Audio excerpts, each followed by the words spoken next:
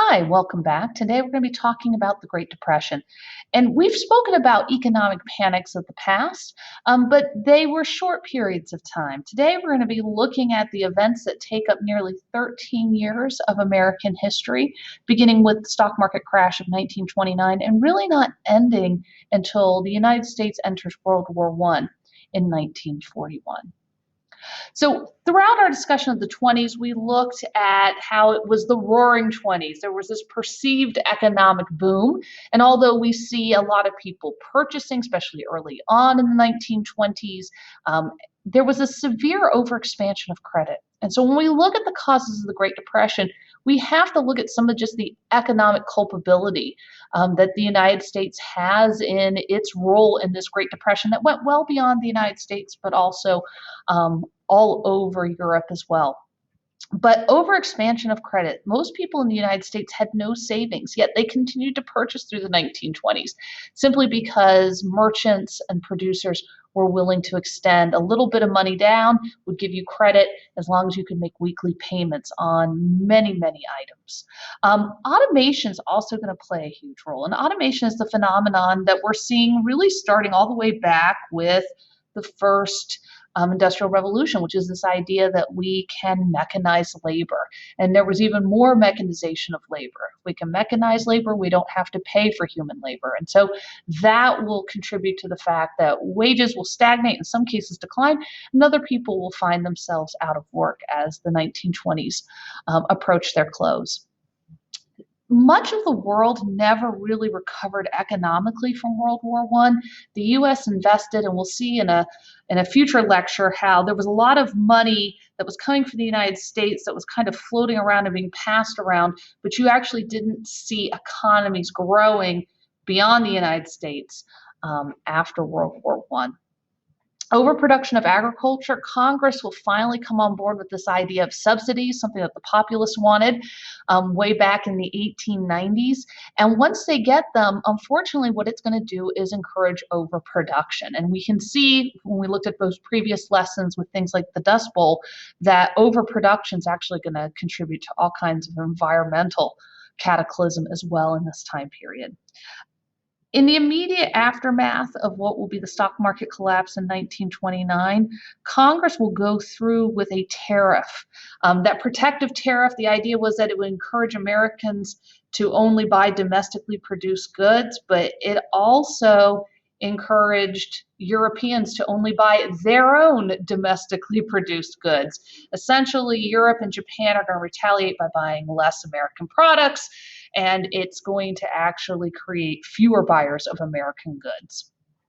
And then certainly the Federal Reserve had not quite the power that it does today. The one thing it could do was say that its member banks could not lend money on margin for investment into the stock market. And they do that in February of 1929. And a lot of economists say that by doing that in February of 1929, the reason some people, very few people, but some people were able to predict that there would eventually be economic decline, if not a stock market that would considerably decline by the end of 1929. It was because simply very few banks were actually able to continue priming that pump, giving people money to invest in the stock market. And if they didn't have the money to invest, they couldn't buy stock, and therefore the price would not continue to climb as it had throughout the 20s, but will begin to fall. And then there were all kinds of unregulated banking practices between the crash in 29 through what will become the bank runs of December and January of 1930, 1931. By 1932, we're going to see more than 5,000 banks collapse. There will be 28 states without a solvent bank by 1933. But all of these things are why the Great Depression is not just simply the panic of 29.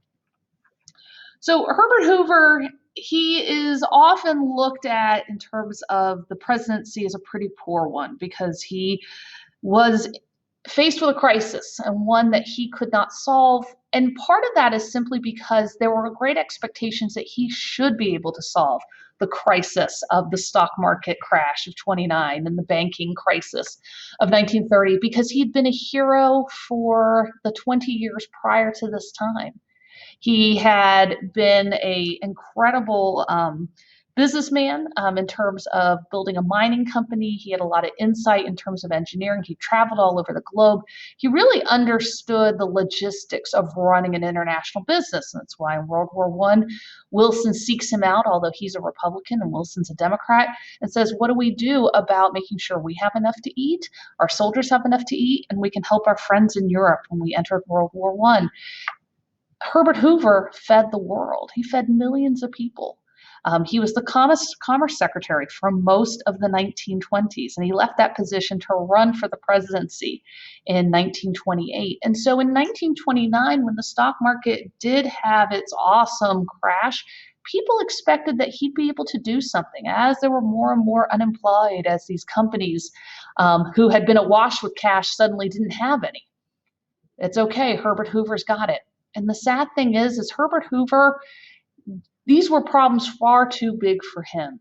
And unfortunately, most of the policies that one expects of a president are not really the president's job. The executive carries out the laws, but the laws have to be made first. And the Congress of 1929, 1930, like the president, was pretty conservative. And so although they believed that Congress might be able to do something to prime the pump, as they called it, Keynesian economics, put a little money into the hands of certain groups so that they then could encourage growth and development economically from others. It just didn't happen. What was called the Public Building Act and the Reconstruction Finance Corporation in 1932. Both these programs were intended to help large businesses, corporations, Ford, the railroads, the largest banks. But you had to have collateral. You had to have factories. You had to have land and other buildings. These were not programs for the individual. And probably if there's going to be a big shift in how we see government that comes out of the calamity of the Great Depression, it's that prior to 1933, the government and the people of the United States didn't expect to have an individual relationship with one another. They didn't expect that the government would in some way be beholden to me and I to it.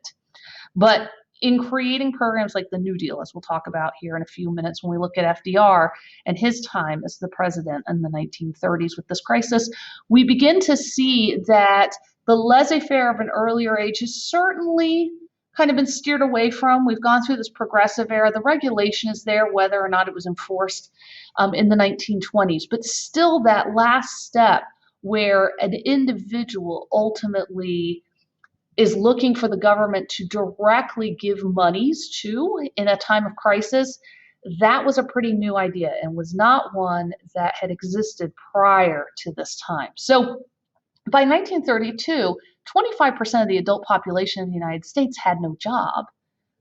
They had no way to provide themselves. You had tons of homeless. You got to see some videos in which people talked about their Hoovervilles and their Hoover blankets, but anything that could indicate the great mass poverty that was happening all over the country, all of that gets attributed to Hoover. The bonus army debacle. Those bonus marchers were hoping to get that pension that was supposed to come to them in 1948 that would come a decade and a half earlier and far less than what the original pension would be. These people, in some cases, wanted $500 or $1,000 of that original amount simply so they could go on. But these people were homeless. They had no other choice but march to Washington, as others had in the past. There were other programs, especially large building programs, the most famous of which was called the Muscle Shoals program. Muscle Shoals is an area in the Alabama area that is ultimately what will be responsible for all the hydroelectric power that will be developed in the 1930s in that region. But it was a big infrastructure project. But it was one that Hoover would not have the national government take on. And therefore, you did not have a jobs program. You can see our bonus marchers there and what it was like when they were cleared out of Washington, D.C. in August of 1932. And so by the time we get to the election of 1932, Hoover realizes that he's not going to get reelected. In all likelihood, it's not going to happen. His challenger was a man named Franklin Delano Roosevelt, who had many personal challenges, but by the early 1930s, he had been elected governor of New York. And as governor of New York, he had actually started some programs to help the unemployed and the homeless in New York State. And these are going to be ultimately the foundation upon which, when elected, FDR will be able to make those programs national. But Hoover had a multitude of problems besides simply the bonus marchers in the summer of 1932. And you can see our cartoonist here has ultimately said that comment, "Just leave it to me, Herb. I'll do it after March 4th."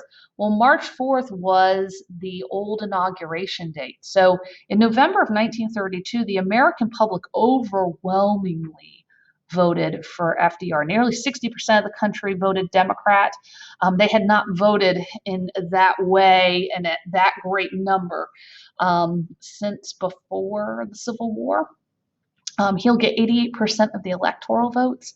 The country wants change, in part because Hoover can't offer solutions to these great problems.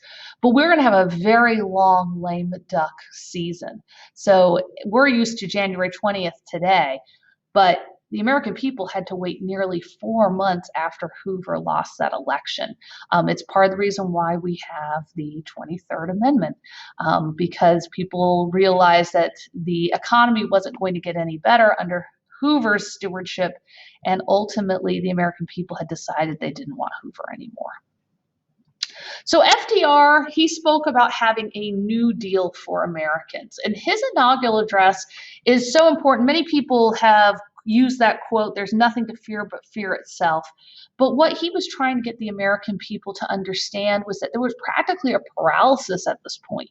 Those who still happened to have money were afraid to spend it, invest it, because it just seemed like there were more and more banks going under, that there was no real economic recovery in the stock market, and such high unemployment. So FDR wins, and his campaign was pretty easy, simply because Hoover had made so many mistakes or just took no action that was seen as going to be an improvement of the current economic crisis. He also stayed away from any discussion of things like prohibition. The Democratic Party was very fractured, as we had said in an earlier lecture when we talk about things like religion. And he was a white Protestant from upstate New York. He certainly was not the 1928 candidate that the Democrats put forth, who was a New York City Catholic. He was somebody who just said that he was going to provide a new path for America, and that was enough. We are also going to see that the Democratic Party is really going to be able to unite around this candidate, and obviously lots of Republicans will certainly defect because Hoover is just not, why would you want more of the same? But ultimately, he's talking about providing a new deal for Americans.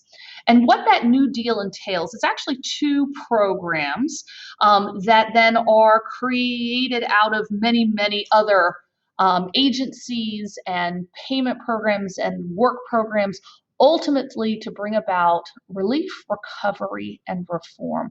And it's important to remember those three R's. When we talk about relief, we're talking about these people who are waiting in line for free coffee and food because they have nothing. So how do we provide food and monies for people immediately in order to help them and their families carry on? The recovery is, how do we get to a place where people feel confident to go buy a house again, or to go invest in the stock market, or even deposit their money in a bank? Well, that recovery is in most cases going to come about because there's reform. Banking institutions, the securities market, so the stock exchanges, all of those things need reform. They need rules. And so many scholars speak about the New Deal, not in that it's this amazing, unique program in American history, but in a sense, it's the next chapter in progressivism, where progressives were looking to do a lot of reform, but they didn't have to provide immediate relief or recovery of the economy. Well, these two pieces are unique to FDR's circumstances with the Great Depression, but that reform impulse was already there, and he's going to continue to build upon it. So did the New Deal work? Well, yes and no. The New Deal worked in the sense that there was a spiral. Bank after bank was closing. The economic losses of 1929 in the stock market hadn't come back. People had lost confidence. They were fearful. And within the first 100 days, FDR promised that there would be demonstrable change. He took on advisors from all different walks of life. He called these people his brain trust. But he said, I need experts. I need people who have some idea about the different aspects of the economy that have failed, and how do we get these back online. Immediately after being inaugurated, there will be a period that's known as the bank holiday. So FDR will do many fireside chats, so speak on the radio to Americans as they sat by their fires in the evening. And one of his first addresses was about what he called a bank holiday, that he needed 4 days to shut down all the banks in the United States. The Treasury Department was going to inspect them. Those that were found to have the ability to stay in business would. Those that needed to be consolidated together or reorganized, they also would. And then in 4 days, these banks would open. And this Emergency Banking Act is ultimately what is going to be sowing the seeds of what will be the economic recovery, at least in terms of people depositing in banks and banks being able to loan some money. There will also be what he called an Economy Act. So the one group of people who didn't feel the pinch as long as they kept their job were government people. The federal government, its employees continued to be paid their annual salaries regardless of what state the economy was in. So right off the bat, a 15% cut on pensions and government salaries, just to at least one, cut some of the expenses of government and hopefully utilize those monies elsewhere, maybe in terms of relief, but also because it just seemed egregious for so many who were unemployed that there were those who not only were employed, but were facing really no challenges during this economic downturn. And then the other piece was repealing prohibition. Prohibition had been very costly to enforce, and as we've looked in previous lessons, it wasn't really enforced well. The crime that had come around with it was an issue, and the fact is criminals were making millions and millions of dollars once prohibition went to effect. If prohibition could be repealed, then it wasn't going to be illegal, and the government could be the people making the money because the liquor could be taxed. And so repeal of prohibition, certainly the country had been moving in that direction, but it was seen as an economically sound practice as well. Rural America had really suffered, right? We had seen things like the Dust Bowl and overproduction since World War I. So one of the things that FDR wanted to do and his experts said would be a good idea was something called the Agricultural Adjustment Act. And it was going to pay people a subsidy to just not farm, to keep land idle. Unfortunately, if you were a big farmer, you were given precedence over little farmers. And there's a lot of little farmers who will ultimately go out of business during this period because of this program.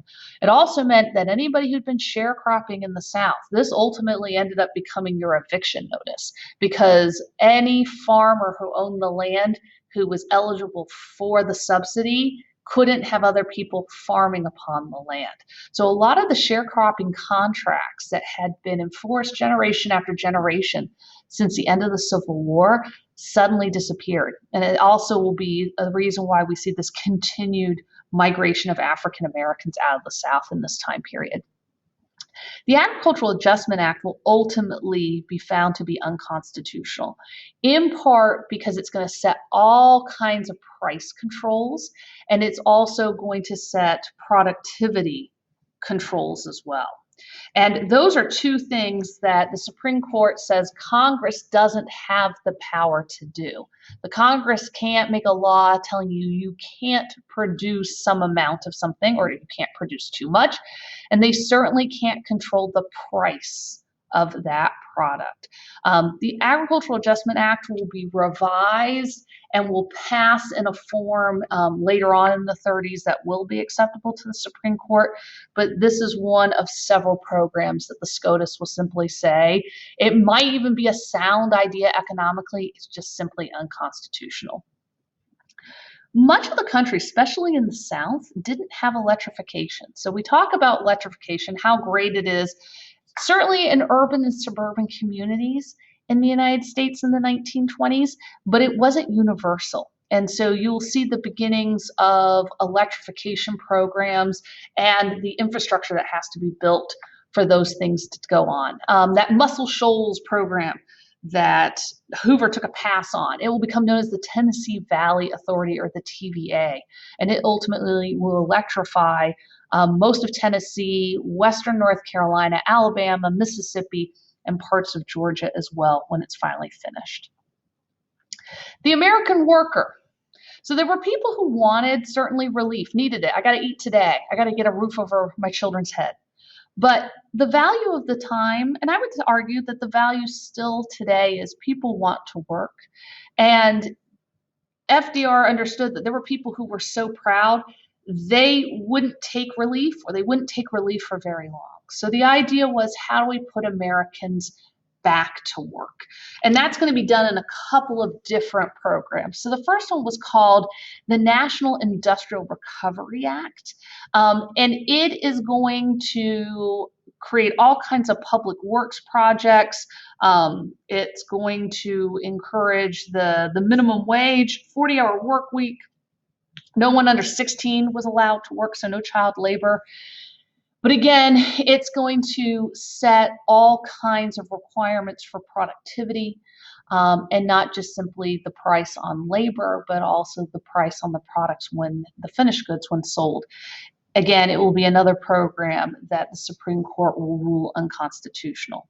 But another program that was quite similar in many ways, called the Public Works Administration, it's not going to face the same kind of scrutiny. It ultimately is going to be responsible for most of those infrastructure projects for like electrification, other kinds of dams, bridges, schools, especially if you go to the Northeast or out West, if you can still see the buildings, the municipal buildings of the 1930s. They often were a product of the Public Works Administration, but you got a shovel job. And they provided millions of those throughout the 1930s. The economy itself, and this is where we really get into the reform, because we couldn't simply go back to a time of unregulated banking. We couldn't go back to a time where the stock market could function the way it had, which ultimately was one that was in some ways led to fraud. When you bought a stock prior to 1933, you were taking it on the faith of the company, that what they were telling you about their assets, the amount of cash they had on hand, their productivity over the course of a year as a manufacturing company, for instance, was all real, true. And it may or may not have been. Actually, there was a lot of information at the very minimum that was not released to shareholders. And so people were investing in the 1920s at greater and greater levels, especially in 1927, 28, and the first part of 1929, when in actual fact, had they had the information in front of them, they would have seen that these companies were actually selling less goods, that they had less cash on hand, and that they might not actually have been a good investment. So the government needs money. It's going to have a lot of programs to pay for. And so one of the first things they want to do is to be able to manage deflation and or inflation. And the easiest way to do that was for the US to go off the gold standard, which had been, as we know, an issue of much debate throughout the Gilded Age. But ultimately in 1933, they'll all but practically make it illegal for people to own gold in the United States for a couple of reasons. One, the wealthiest people in the world could probably leave. If the country is totally tanking in economically, well, probably the best thing to do is to get out. And so they wanted to make it difficult for people to take their money with them. And so people not being able to legally hold gold in large amounts, and also people being told, well, you're going to turn in your gold for cash. If you've ever seen pictures of things like $1,000 bills, $100,000 bills, they were printed specially for this event in 1933, 1934. They will also pass a couple of other pieces of legislation which will be very important for more than 60 years when it comes to regulation. And the first one is the Glass-Steagall Act, and it ultimately will stop banks from doing what they did to help contribute to the Panic of '29 and ultimately their own banking crisis, which is they have to have separate investment and commercial entities. The money that depositors are putting in can't simply be used by the bank so they can go gamble on the stock market. FDIC, the Federal Deposit Insurance Corporation, will be created. This is also going to help with recovery because every bank account in the country will become insured up to $100,000. Now, most people didn't have $100,000 or anything close to that in a bank, but knowing that if the bank faulted and you couldn't get your money out, well, the government would reimburse you. Banks weren't regulated before the Glass-Steagall Act. If you were a member of the Federal Reserve System, then as a member bank, you had certain regulations put upon you, but for the most part, you didn't. And many of the banks that failed in the 1930s were actually ones that were not members of the Federal Reserve System. The Securities and Exchange Commission, the SEC, this is ultimately what is going to do the regulation of the stock market. So when I buy a security, when I make something like a bond, when I go and I invest in the stock market on an exchange, I know the value of what I'm investing in because the SEC has very strict parameters about how they evaluate stocks and bonds. That'll all be part of the first New Deal. The second New Deal, which will be a further set of programs that are created in 1935, especially where the government saw that there was a lack of economic recovery in the immediate 2 years following FDR's election. Things like the WPA, the Works Progress Administration, this will be important because there will be other people who don't do shovel jobs. People who were college educated or people who were skilled in the arts or certain crafts, they might not be able to find work through other programs. And so the Works Progress Administration was created for those people. And there was lots of artwork, public entertainment, radio programs, all sorts of artistic ventures that came out of this program during especially the second half of the 1930s. Actually, all the artwork you see on this screen were done by artists with the WPA. So we can see a poster here for Acadia National Park, this sign for the NRA, so the National Recovery Act, and then the Civilian Conservation Corps, which was another program of the New Deal. But this artwork, these posters, there's advertisements were all created by the WPA. Other programs that are going to be important for relief. So the FARA program was ultimately money for states. So within a state, they could create their own programs. This is probably the one area where you're going to see some degree of racism that you would not have seen with these other New Deal programs. And that's an important thing to note, that the New Deal effectively were programs that race did not matter. But the FARA program, because the money went to states, especially in southern states, you would find whites being given preference to jobs or other relief. But outside of that, things like the Civilian Works Administration, the Civilian Conservation Corps, they may have had at times segregated entities in terms of the actual place of work, but they were willing and able to take people regardless of skin color. And that was something that hadn't really been seen by the government, certainly not since the time of Reconstruction. The FHA, the Federal Housing Administration, which still exists today, but it is going to encourage people to be able to get loans and to go and buy homes, especially those who have jobs and may make a steady increase, but not a large one per year. So, for example, people maybe who work in nursing or people who have government jobs, maybe work in things like education or policing. And so they may not have a lot of money up front, but they, for the most part, have guaranteed income. As long as they're healthy, they keep going to work.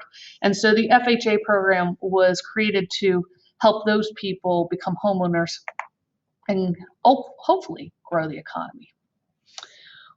We've talked about migration many times throughout the year. Anytime you have economic crisis, one of the things that one might expect to see is migration, that people are going to leave an area where they can't be economically productive and go somewhere else. And certainly the Dust Bowl, for all the environmental issues that we've looked at, how we created it, and its impact in terms of those terrible black blizzards that we're seeing all over Texas and Oklahoma in the early 1930s. It's going to cause nearly 300,000 people to simply go to California. They were farmers. There was a lot of farming in California at that time, and people believed that if they could get out west. But this, again, was a migration where a lot of people walked. If people did have a car, they took only what they could carry with them. And you had thousands who died along the way, traveling hundreds, if not thousands of miles in the hope that they would find a new life out in California. You're also going to see a migration of people, rural people, especially those who've been small farmers. They can't make any money.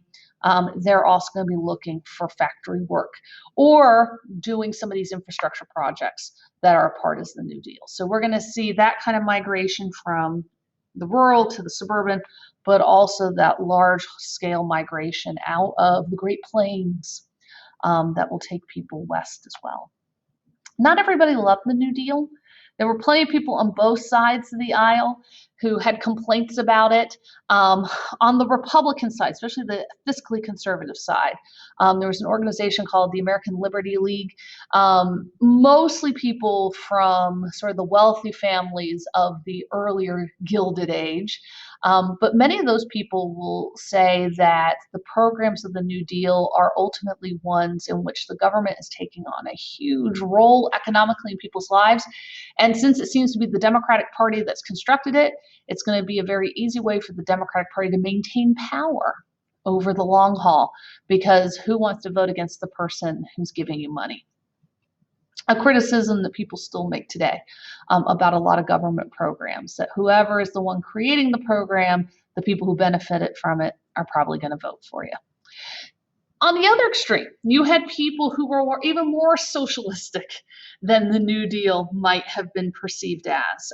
Governor Huey Long of Louisiana, he had a radio program. He used to speak about soaking the rich. He said that people hadn't taxed the rich enough. The fact that you still had the great millionaire families in the United States was evidence of that. You're going to also see that there are going to be people, especially those who are connected to churches, speaking about the fact that the government is doing what it can, but they want to see greater wealth redistribution. Father Coughlin was a Catholic priest who also had a national radio program in the 1930s. And both he and Huey Long were ultimately talking about the fact that they wanted to see taxation that was going to go to maybe 50% or more of someone's income, whether that was their earned income or their investment income, because it was seen as such a great disparity when you saw the great numbers of homelessness. And people starved during the time of the Great Depression. I think today that's hard to imagine, but it was not an uncommon sight. You had hundreds of thousands of children who were homeless. People just abandoned their children. And so out of the great calamity that was the Great Depression, you had some people who said maybe the government hadn't gone far enough. And even FDR found himself having created programs and made some promises of nothing more than just simply hope for a better future, and created literally hundreds of New Deal programs and agencies, and some that seemed to work in terms of people had relief, people had money in their pockets.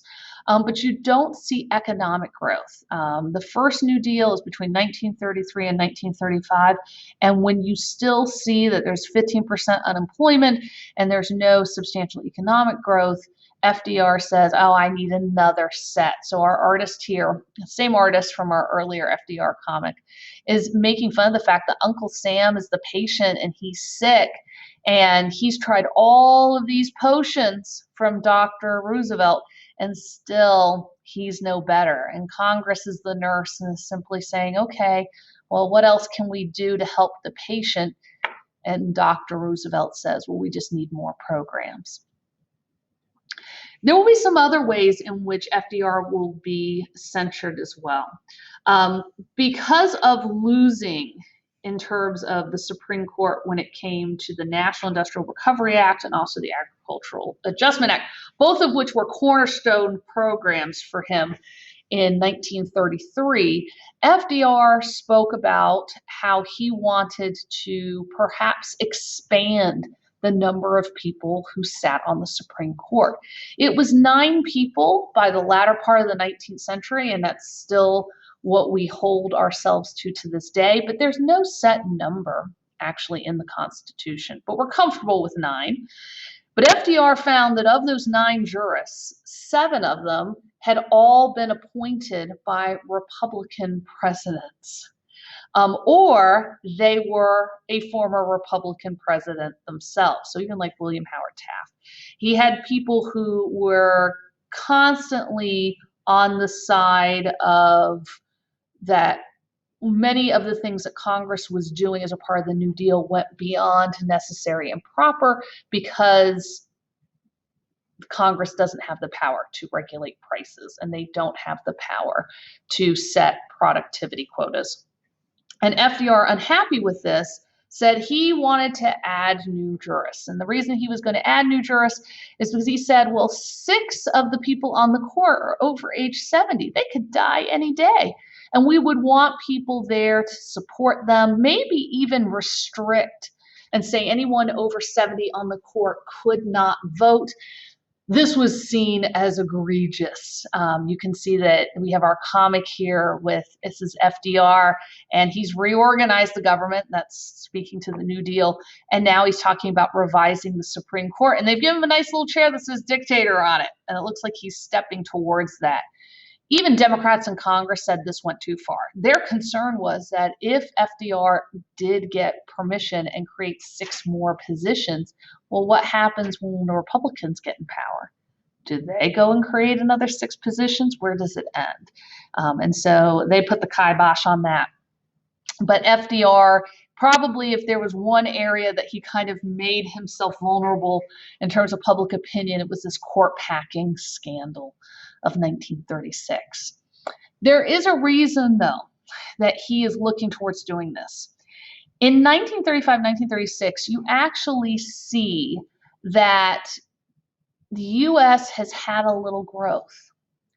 And that looks like it's a positive trend. It's a lot more positive than where things were in 1932 and 1933.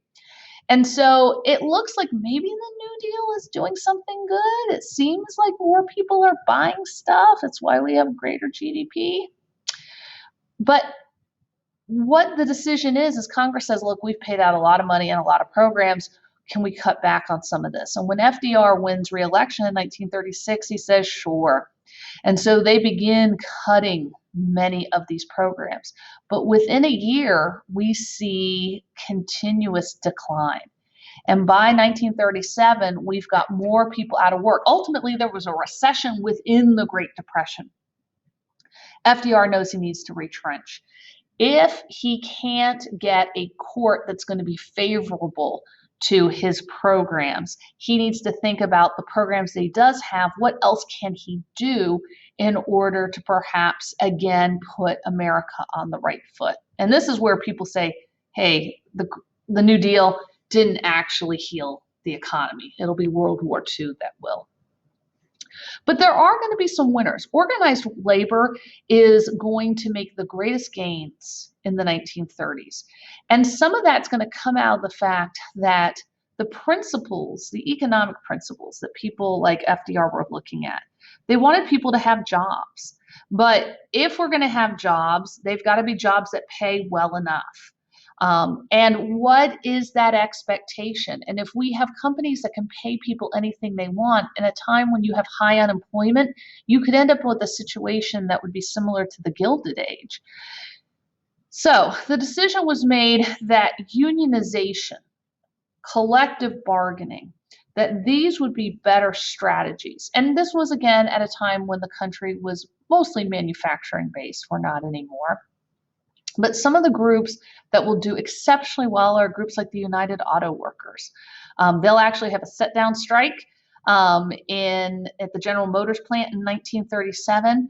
And because it was such a large manufacturing entity, they're not going to work and they're not producing cars could very quickly be seen as, well, the impact that they could have on the American economy. And so you're going to see that the U.S. government is going to create something called the National Labor Relations Board, and they're going to look towards being a broker state, meaning that the government is going to act as the mediator between the unions and the corporations.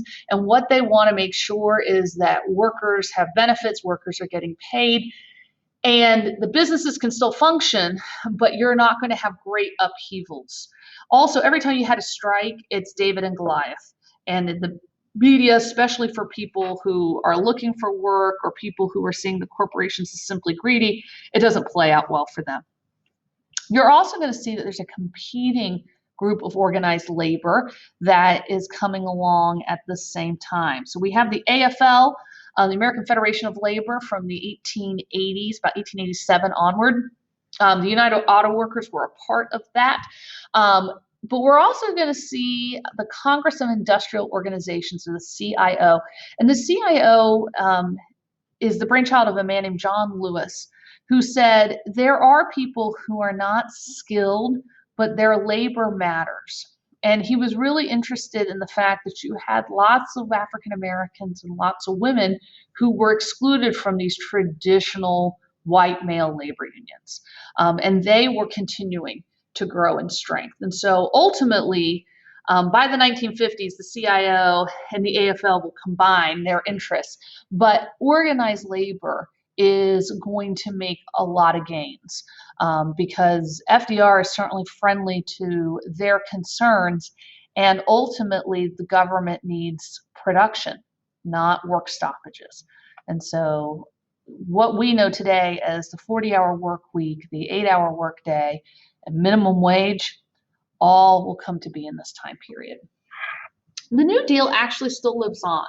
I think a lot of people are unaware that programs like the Social Security program for the elderly or those who are injured and can no longer work, that program was created in 1935, and it was planned to be for retirees that had no savings, had no money. Right? In 1929, 80% of the country had no savings.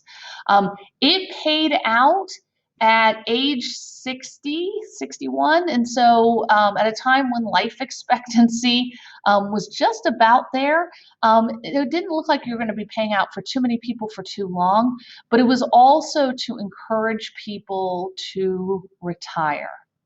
So if you had made it to 65, you were going to get a tremendous benefit. Stop working. For anybody who was 65 and still had a job, they were like, because we're going to free up that job for a younger worker. And actually, the business who was probably paying the 65-year-old might be able to afford 2 workers on what that 65-year-old had once been making. So the unemployment insurance programs that we still have today, they are all based in Social Security. The payroll tax that you pay, for those of you who are working and you see that you seem to work a lot and you hope to have a lot of money, but it seems that they're always taking taxes. One of the taxes you pay is a payroll tax for this purpose. It was actually hard to sell this program to the American people. They had to use a lot of advertising and make people feel like you were getting a pension. You'd worked hard all your life and now it was time for you to retire. The really there's two fathers to this. Dr. Francis Townsend was the gentleman he was a gerontologist, worked with lots of elderly people, and it was a suggestion that he made to FDR. But when this program is signed into law, it's actually Jacob Coxey who's standing next to FDR. So FDR even said that what Coxey's army was trying to do with the populist movement in the 1890s ultimately is where these ideas come from. But there were a lot of older people who didn't want to take this money. They saw it as a payout, and they really had to sell it to people as though this was what you had worked your whole life for, and it was yours, you deserved it. The Wagner Act, so again, I spoke about the National Labor Relations Board, the NLRB. That is the entity that helps to broker between management and unions when it comes to collective bargaining. We still have that today. And again, what is our standard work week, minimum wage, no child labor, what's called the Fair Labor Standards Act, 1938. All of this very much with us today. The New Deal helps a lot of people, at least in the immediacy. There is this expression that a rising tide lifts all boats. In actual fact, it doesn't. There are people who are not necessarily going to see the same kinds of economic benefits from the programs of the New Deal, based on the fact that they were created with certain biases. These pictures are great because I think like the one at the bottom here, somebody has painted this advertisement that talks about the American way, kind of a little bit of, in a time of economic trouble, we should be going, go America, feeling better about ourselves. But you see this nice white, well-scrubbed family in their car here, and in front of it, we see a line of African Americans who are looking for some kind of relief. This is actually just a food line that these people are in. And you can kind of see the irony of the fact that the American way isn't necessarily for all people. Although the programs, as I said before, for the most part were colorblind, for lack of a better expression, where states had control of that money, the prejudices of the people in those states might impact who got that relief. And then also just the person who had the power to hire. If you had people who had biases about certain ethnicities or about people's skin color, they might just not be willing to give a job to someone because of that. Also, the programs of the time were based on the culture. And the culture was that women stayed home and took care of children. And although we see increased numbers of women working in the 1920s, they are single women for the most part. And so there was this understanding that you needed to give relief and jobs to men, to heads of households, and not so much that you should be helping all people, all adults, find work. Really the only program that was directed specifically for women, it's a program that hasn't existed since the 1990s, but it was called Aid for Dependent Children. And it was this idea that you might have a mother whose husband has run off, divorced. She doesn't have that man's income. He's gone from the household. And so she could go and apply for the benefit, and the government would essentially act as the husband or the breadwinner, and she would get some cash amount for her children to take care of. The jobs programs for girls, they were ones that were to help, get jobs in terms of babysitting or doing some kind of domestic work, whereas the job training programs for young men typically were teaching much more economically beneficial skills. So with history, we often like to do compare and contrast about events, and it's important to do so when we look at what was the first New Deal and the second New Deal in terms of failures and successes. So these two programs together, right, are often referred to as the New Deal, but the programs, again, between 1933 and 1935 really focused on relief and reform, and then you see that there's more and more focus on recovery as we get into that second New Deal. But there are failures. There was no substantial job growth.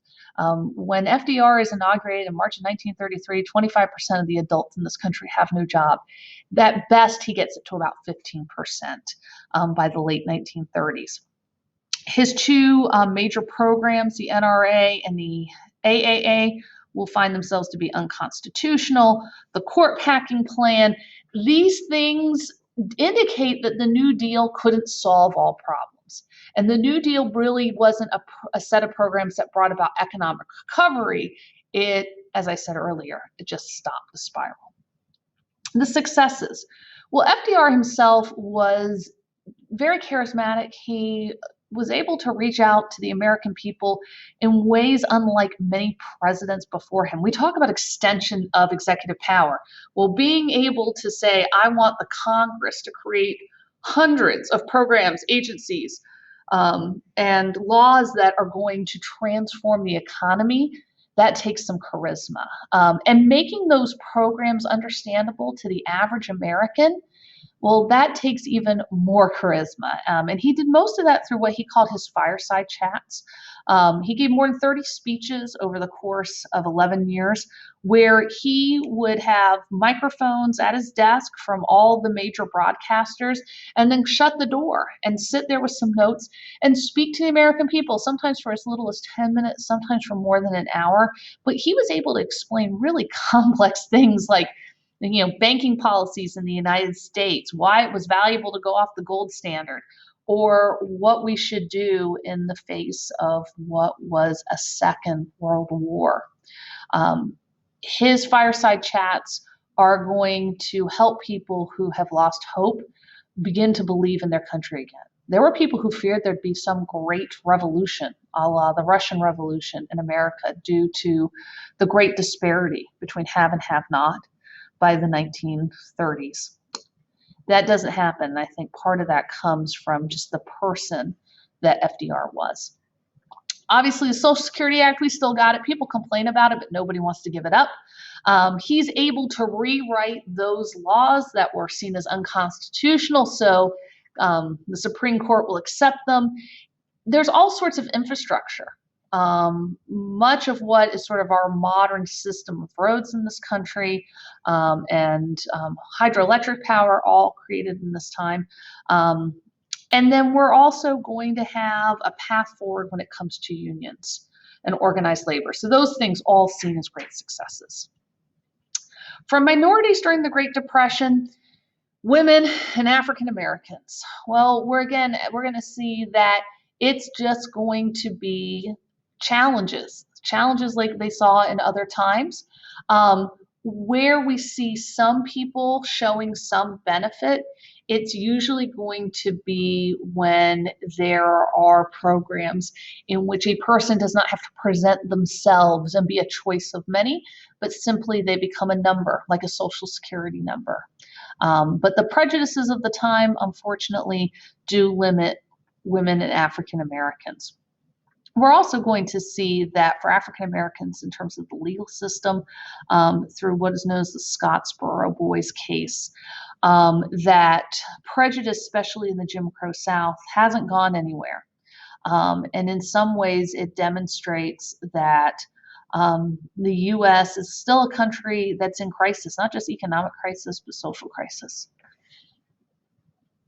So as we close out, few things that we need to be able to answer. One, how did FDR's New Deal attempt to end the Great Depression? And it's important to say attempt to end, because it doesn't absolutely end the Great Depression, but it attempts to do some things that will stop this out of control situation that Herbert Hoover's living with from 1929 to 1933.